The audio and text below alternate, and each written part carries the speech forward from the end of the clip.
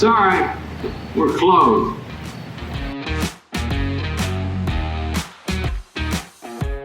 Ladies and gentlemen, boys and girls, welcome back. Episode 69 of Sorry We're Closed. And shout out to Jessica Kleinschmidt, as I know she really wanted to be here on episode 69 of Sorry We're Closed. As she had mentioned, we had her on as a guest a couple weeks ago now.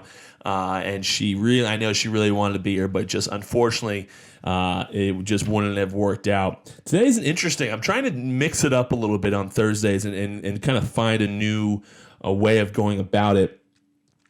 First piece of information or news I actually wanted to make sure that we all were aware of. Orioles started letting in 50%. We'll be allowed to let 50% of fans in. I know they don't get very many fans, but 50% is actually pretty solid. Going forward, it seems as though we're kind of coming out of this now. It seems like things are moving a little bit quicker. States are loosening up restrictions. Even California, who has been very, very locked down for the most of the part, are loosening restrictions. So it's been good signs, a lot of positivity going into the summer here in the Northeast and around the country. And I think it's especially just in time for baseball season, which I'm excited about. On today's episode, though, what I'm going to do is there's two big videos kind of going around the internet right now, specifically yesterday and today. The first one I'm going to watch is Piers Morgan. I'm just going to blind react to these videos because they're huge. Piers Morgan himself, a little background on what he did. Apparently something, this Meghan Markle interview with, I think, Prince Harry and Oprah has been everywhere. And she had been claiming that the people in the royal family didn't want a baby of color, maybe as part of the royal family. I'm not really sure exactly what it looked like, but or not what it looked like, but what they were exactly saying. And then she had suicidal thoughts, and this whole great. Now they're obviously diving into Princess Diana, and that I saw a conspiracy theory that Princess Diana was going to left all her money to Prince Harry or whatever his name is, his connotation is in the royal family, so he could leave the royal family when it came, because obviously we've seen a lot of surrounding Princess Diana and how unhappy she was in the royal family. So everyone's talking about Meghan Markle, right? So I guess they were talking about Good Morning Britain. It looks like the time in Britain at the time was 6:38 a.m. And they were talking about this whole thing. And I guess Piers Morgan and Meghan Markle had a relationship, for some type of friendship, I guess. And it seems as though, based off of the little bit that I saw before coming on air here, that that apparently she's been cut off. And so I'm watching. I don't know who this host is. I don't watch Good Morning Britain, but it seems as though that he's saying that it's okay that Meghan cut him off. And I don't see the whole clip, but it's right at that point, right when this guy says that Piers gets up, storms off the set, and is done with the show. From my understanding, from what I'm looking at now, is that he did not come back today. He's done. He quit the show. And it seems as though the people on this show are fed up based off what he's saying now after Piers has left, that they always have to listen to shit like this from Piers. And Piers is not one to be out of the news. He's not bashful. So he's always been like this, and they've been doing this again, I guess, earlier yesterday. It was a whole thing. I don't know exactly what went into this whole thing as far as what friendship they had beforehand, what Piers had said, why they had cut them off, why Piers and Meghan are no longer friends. But it seems, as far as the royalty situation, it seems like royalty is a pain in the ass to be, first off. Second off, Princess Diana, I watched a documentary on Princess Diana a while ago, and I didn't really realize exactly the type of person. I didn't know. Princess Diana, I was a kid watching this, so she was always seen as like this royalty person from my point of view, and how she was perfect, and like everything was just exactly the way it should be. She lived a great life, all this stuff, right? And then she passed away in a car accident. Then I watched this documentary actually this year, and I see that she obviously did not come. It didn't seem like she came from a very wealthy family, or if she did, it was they were well off, but nothing crazy. And then she seemed to like kind of get into this lifestyle that she just did not want to be in. and she apparently was like climbing out the windows of the castle or whatever to get out and be able to sneak out. Apparently, in this interview with Meghan, she said something similar where Meghan wanted to go out and go to brunch with friends. The royal family didn't allow that. It's just it seems like a lifestyle that is just not, a fun way to live your life. Yeah, of course you have endless money, but it just doesn't seem like something that is, an enjoyable way to live. And now coming, even seeing what Prince Diana went through and what Meghan's going through now, it just really doesn't seem like an enjoyable way to live your life. And it's hard to know who you believe, because even on Meghan Markle's family side, she's got disconnect from her own family, and they're coming out saying she's selfish and she's narcissistic. There's so much here to take in, and I'm not a gossip podcast, so I'm not going to dive into exactly what it all is about. But it's a strange predicament that they're just kind of now out of the royal family. They don't do anything with them anymore. This is not their life, and that's the end of it. They're just done. They're doing interviews with Oprah, talking shit about the royal family. They're out. And it seems like Harry's out too. So I wonder what his older brother thinks and how he's dealing with all this stuff. Because imagine he's got to have a similar point of view. No, you got to figure that maybe she or he has similar views, just kind of bottles them up more than Harry does. But listen, it's a crazy world. I can't imagine having to do it. I don't want to do it. And I think maybe sometimes people look at the royal family and look at these types of things and think that it'd be cool for them to do, but I think it's a lot more in depth than people realize, and I don't think it's one that people want to get involved in. Now that I've covered the gossip portion of today's podcast, we're going to dive into a little more gossip, but more on the sports side of things. Today, as far as I know, it seems like at 3:30 p.m. On the 9th of March, TMZ released the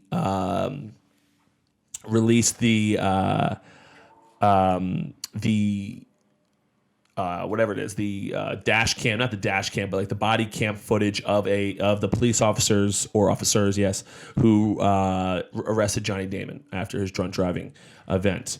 And I've seen a little bit of it, but I'm going to watch the whole thing now. I'm going to turn it down so you guys don't hear it. Right from the get-go, not a great start. Johnny's getting out of the car. When you get pulled over, everyone knows, I was taught by a police officer myself because my grandfather was a police officer. You turn the lights on in the car, you put both hands on the steering wheel, and you just wait for the officer to get there, and you roll down your windows. Terrible start here as Johnny has the door opened coming out of the car, as well as his wife is. And that's never gonna go well with the cop. So now they have Johnny getting out of the car and coming over to the back end of the car. I'm going to listen to him real quick because I'm curious as to how he sounds. What's going on here? Why is she getting out? Because we saw you following us. And Yeah, we're like, okay. It's a traffic stop. You don't get out of the car in a traffic stop. What traffic stop? Do you see the police lights? Yeah. Yeah. It just happened right Yeah. there. As it stands, I mean, yes, he's definitely drunk. He didn't realize it was a traffic stop, although the officer questions him on this, asking if he's seen the lights. Of course he's seen the lights. I don't really know exactly. He's only said he drank a little bit. Obviously, that's false. Johnny is definitely drunk. And now apparently the police officer is stating that he had hit the curb and swerved in and out of lanes. So this is not the story. It looks like the police actually helped him when they originally had stated that this happened. Stated that Johnny was fine, and he was not that he was fine. He was definitely drunk, but he was fine. He was like very cooperative, and he was. He's seemingly so far in this video fairly cooperative. But the wife does not seem to want to do what Johnny or the police officer is telling her to do, which is stay in the car. So it seems like both of them are probably pretty drunk. And not wanting to do anything that the officers want them to do. I'm going to fast forward here because I don't want to watch. This is a 6.5 minute video. I'm sure I'm not going to watch this whole thing live on the podcast. But they are trying to arrest Johnny. It's not going so well. And then at the end of it, they do arrest him. He doesn't seem like everyone said on the headlines that Johnny failed miserably the tests. The tests that I watched, it seems as though The walking the straight line, he did okay. It wasn't the best walk of a straight line, but it wasn't the worst walk I've ever seen. But then there's another test he does where he has to stand on one leg and count to 10. He's got to hold each leg up in the air for 10 seconds. The counting is as fast of a 10 seconds as I've ever heard in my entire life. You got listen. 1, 2, 3, 4, 5, 6, 7, 8, 9, 10. You got to respect the hell out of this. As he lifts his leg, goes 1, 2, 3, 4, 5, 6, 7, 8, 9, 10. That's not the 10 seconds they're really looking for.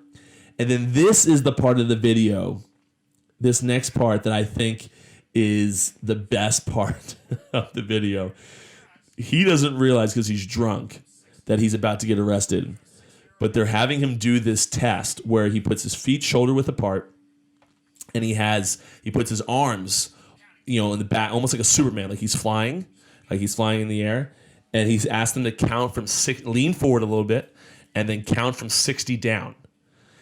And the officer then has him close his eyes, and then the officer goes behind and says, just keep counting, and then he starts arresting him. Now, instead of Johnny realizing, oh, okay, this was just a way to get me with my hands behind my back, try to make this easier on the officers, he keeps counting as if this is a true sobriety test. And if he does this well, they're going to let him go. That's just not how it works, Johnny.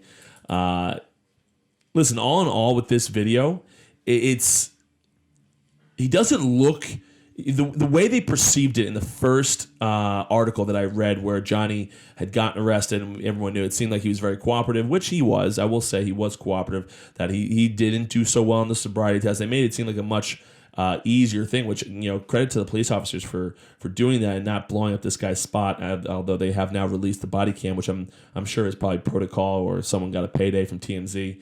But the wife doesn't seem cooperative. She at some points just starts walking away, which I don't think that's legal. But Johnny is much more inebriated than I thought he was. The guy's hammered. There's just no two ways about it. The guy is absolutely ham-boned. And this test he did where, I give him credit for trying to make it work. It didn't work. And then, again, thinking that one last Superman sobriety test was actually a sobriety test and not just a way to get him arrested. I think that's hilarious that he just kept counting down. But listen, when you're drunk, you don't think like a normal human being. You think that you're thinking like a normal human being, but you don't.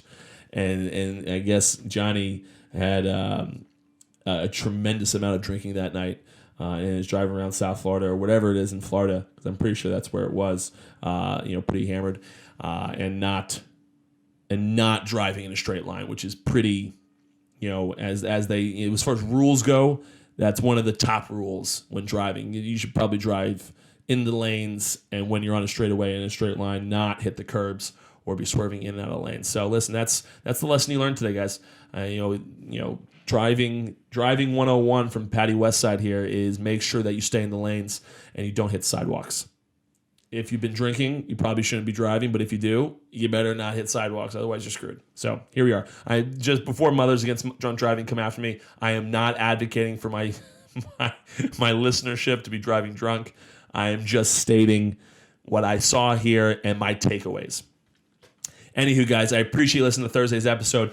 Listen, the news had given me some things to talk about today. I'm excited about it. So this was an interesting video here. But baseball, like I said, we keep talking about how baseball's back. The Yankees can't make it past a week without getting hurt. Zach Britton now on the way. He was already in New York. He's getting either bone chips removed or something like that, where it seems as though he's going to be shut down for at least 6 weeks following. The Yankees are just already crumbling as they always do. The AL East is up for grabs, folks. I'm going to tell you right now. The Red Sox don't look bad. The Blue Jays are a good team. The Yankees are a good team. The Rays are a good team. The AL East is up for grabs. There's just no two ways about that. So it should be a fun year, especially as a fan of any of those teams in the division. I think might be the worst year might be to be a Yankee or an Oriole fan.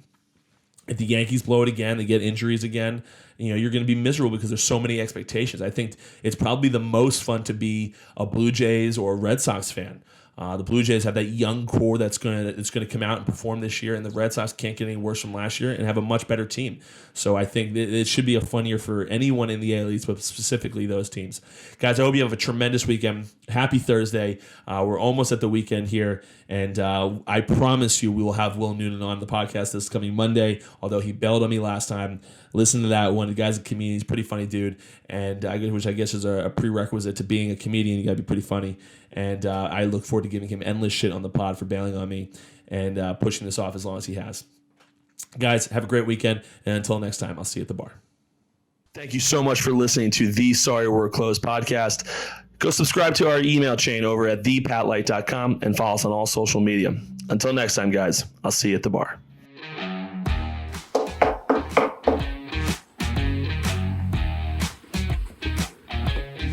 Sorry, we're closed.